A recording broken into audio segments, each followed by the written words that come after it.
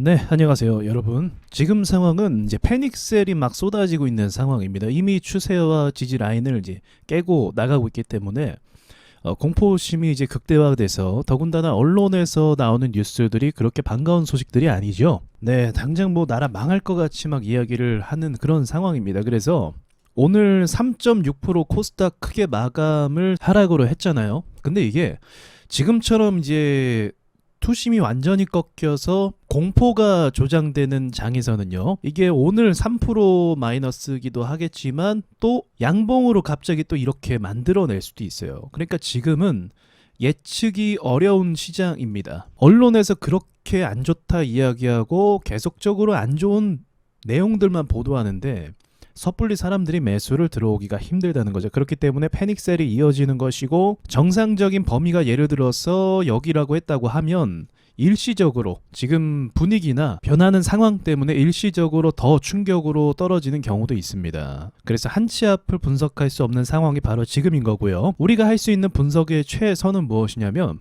보다시피 760포인트까지 왔거든요. 여기를 정말 설마 올까 싶은 생각이 있었어요. 그림은 이게 맞기는 합니다. 근데 이제 이게 진짜 오면은 상황이 좋은 건 아니니까 오지 않기를 바랬는데, 이게 고점에서부터 무너져서 네, 이런 식으로 빠지고 다시 올라가는 그림, 네, 그러니까 여기 찍고 올라가는 그림이 있긴 있었어요. 근데 이게 정말로 와버릴 줄은 진짜 몰랐어요. 저 기업들의 매출이나 실적이 이전에 비해서 굉장히 개선이 많이 되었고, 그리고 시가총액이 큰 주식들의 호재와 매출 상태가 양호했기 때문에 그런 거죠. 그러나 지금 알다시피 여러 가지 지표들이 뭐 충격을 주고 있잖아요. 그런 것 때문에 여기까지 결국은 왔다, 패닉셀이 이어졌다, 사람들이 지금 혼돈의 상태로 어떻게 판단할지 모르는 상태에서 언론에서 계속 압박을 가하니까 매도할 가능성이 이제 높아지는 거고, 그로 인해서 진짜 가치 대비해서 일시적으로 더 밑으로 주저앉는 상황이 만들어졌다라고 좀 정리해 볼 수 있을 것 같아요. 자, 여러분, 제가 오늘 커뮤니티 글에다가 이제 시황에 대한 이야기도 올렸고, 그리고 얼마 전에도 와주스키 인사이트에서도 시황 글을 올렸습니다. 그래서 거기에 대한 분석 내용은 사실 변함은 없어요. 지금은 투심이 꺾여서 소나기가 막 떨어지는 상황이고, 이게 좀 진정이 될 때를 기다릴 수밖에 없거든요. 그리고 제가 얼마 전 영상 올린 것처럼 정부나 이런 기관에서 이제 행정 조치나 여러 가지 것들을 할 겁니다. 미국도 마찬가지예요.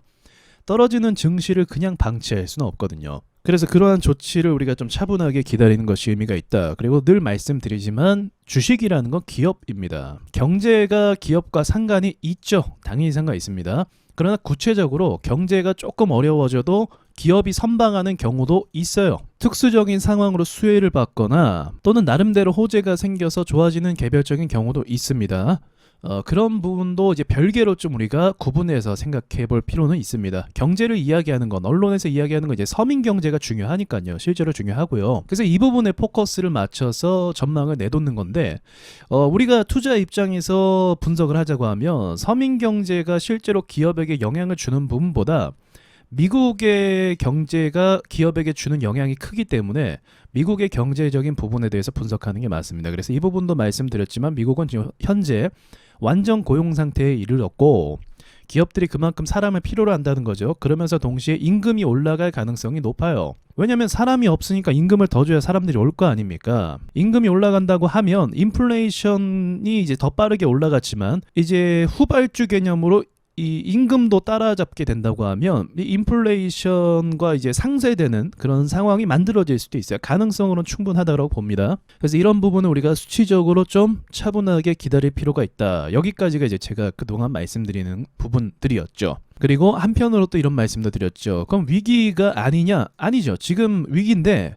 이게 1년 전도 위기였고 2년 전도 위기였고 3년 전도 항상 위기였어요. 우리는 지금 미국이 막대한 달러를 어마어마하게 풀었기 때문에 2008년도 서브프라임 이후로 위기가 없었던 적이 없습니다. 제가 지금까지 경제에 관심을 갖고 계속 보잖아요. 그러면 2012년도에도 위기라고 많이 이야기했고 2015년도에도 제 기억이 나요. 그리고 뭐 이런 식으로 계속적으로 위기다 하면서 또 이제 08년도니까 2018년도에 또 10년 주기설 그런 거 있잖아요. 우리 1998년도에 힘들었으니까 2008년도에 또 힘들었고, 그 다음에 2018년도 힘들 거다. 뭐 이런 식으로 해서 10년 주기설이다 하면서 또 이때도 힘들 거다. 가계부채가 위험하다. 이렇게 얘기를 항상 했어요. 근데 그때와 지금 분명히 다른 점은 무엇이냐면요. 기업의 상황이 진짜 달라졌어요. 우리 진짜 2018년도는 이 이야기가 나올 만한 게 뭐냐면 우리나라의 산업을 이끌어가는 주요 기업이 삼성전자밖에 없었어요. 현대기아차도 선방을 잘하긴 했지만 한국에 있는 주요 산업들 있잖아요. 조선, 철강, 그리고 제조업 비롯해서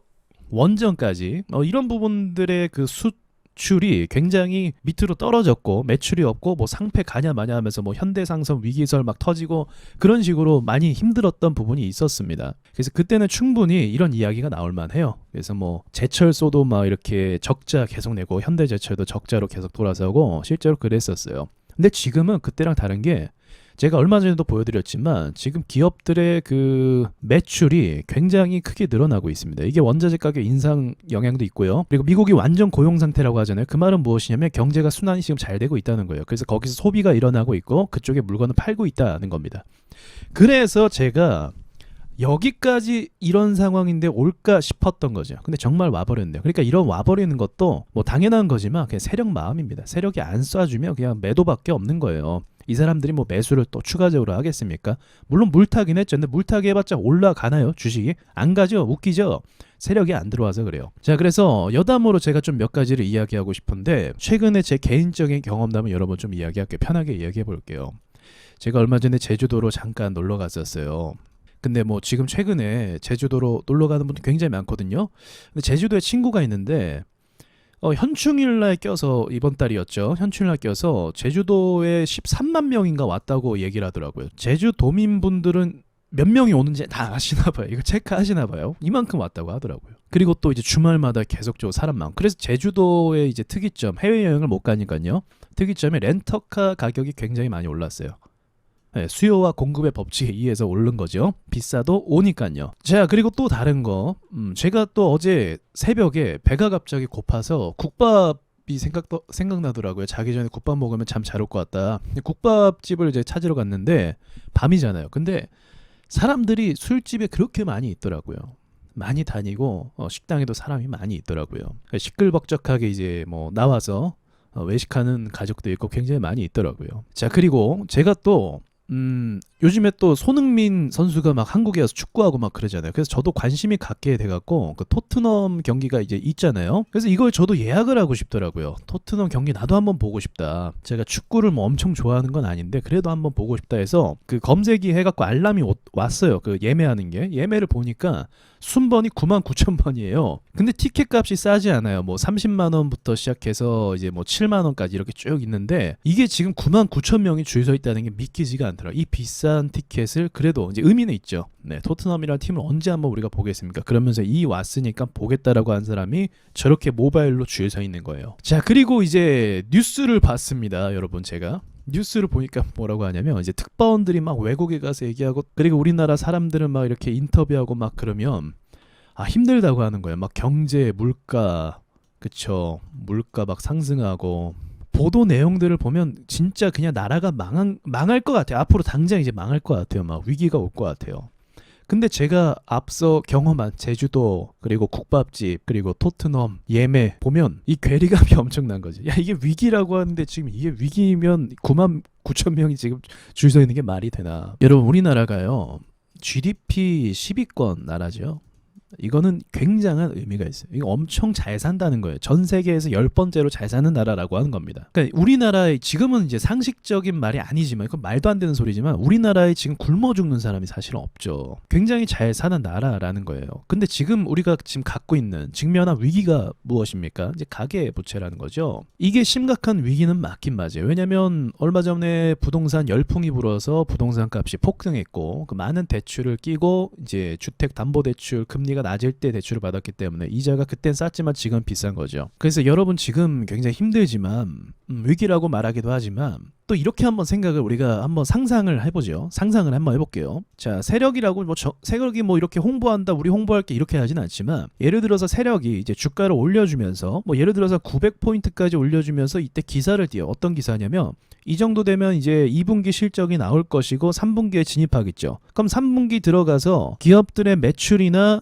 수출 이런 것들에 대한 결과 이게 나쁘지 않다라고 결론이 나오고 언론에서 지금 엄청난 위기인데 기업들이 엄청나게 선방하고 있다 하면서 증시가 마냥 오른다고 하면요. 그럼 또 그렇게 보이는 거예요. 이렇게 안 좋은 상황에도 뭐 예를 들어서 엄청난 호실적을 냈다. 기업들의 가치가 유지가 되고 있다. 이런 식으로 이야기하면 그렇게 하면서 또 세력들이 들어 올리면은 또 그렇게 보인다는 겁니다.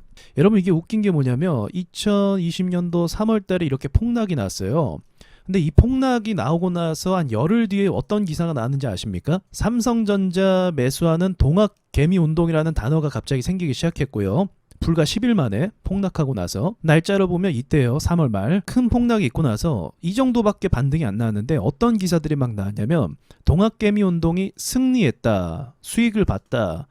이런 식으로 막 이야기하고 있어요. 그리고 또 삼성전자 매출이 괜찮을 전망이다 라고 이렇게 이야기합니다. 아니 삼성전자 매출이 앞으로 전망이 괜찮은지 어떻게 합니까? 왜냐하면 이제 겨우 1분기고 이제 겨우 셧다운 들어간 거고 경제가 정상화가 안 됐었잖아요. 계속적으로 자영업자들이 문을 닫고 있는 상태였고 여행도 가지 못하고 여행사들은 다 문을 줄줄이 닫고 있는 상황이었단 말입니다. 그런데 언론에서 어떻게 이야기하냐면 삼성전자 앞으로 실적이 괜찮을 거다라고 예상을 하고 있어요. 대주주도 모르는 예상을 본인들이 한단 말입니다. 엄청난 변수가 생기는 이런 코로나 셧다운 상황에서 매출 전망이 괜찮을 거라고 하면서 개미들이 승리했다라고 자축하는 기사가 이때 나온 거예요.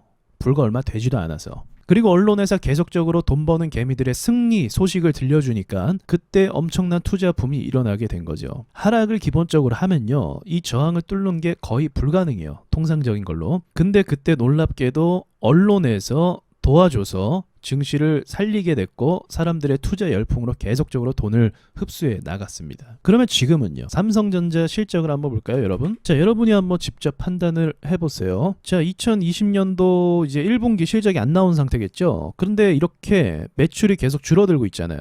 그렇죠. 매출이 하향 추세죠.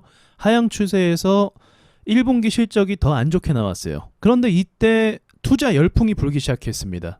이게 계속적으로 떨어질지 아니면은 올라가게 될지 이거는 사실 대주주도 몰라요. 왜냐면 사업을 하면 다양한 변수들이 존재하기 때문에 그런 거죠.